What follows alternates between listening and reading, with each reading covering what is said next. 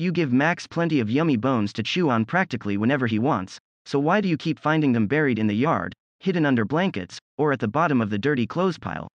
Dr. Bonk explains that in the wild, dogs live from meal to meal, never knowing where or when they'll eat next. So, when they end up with a surplus of food, they save it for later by burying some of it close to their den.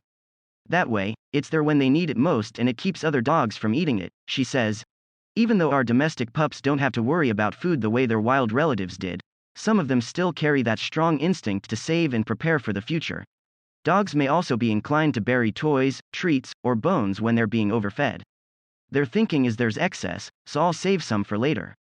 And anxious dogs are those whose resources were limited when they were a young pup with their litter may have had to fight for or hide food or toys to ensure they got some. Once pups realize they don't have to do that anymore, often the behavior lessens. While almost any breed or mixed breed can bury bones, some are more into this holdover habit than others. Hunting breeds, like dachshunds, actually tend to bury bones and toys more than herding breeds, for example, says Dr. Bonk. Hunting breeds may have a stronger desire to save resources.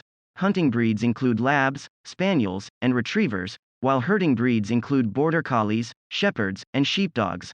Coming across bones or toys under the couch or behind doors is usually a harmless habit unless the dog is digging and damaging the yard.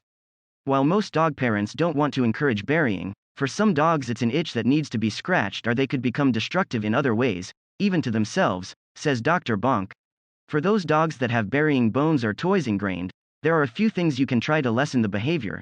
You can even make a game of it by encouraging them to retrieve the bone once they've hidden it.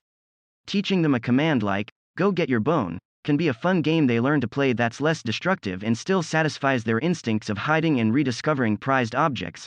Now that you know why your pup buries his bones, you can be a little more forgiving when you end up with one in the washing machine. After all, he's driven by thousands of years of survival instincts.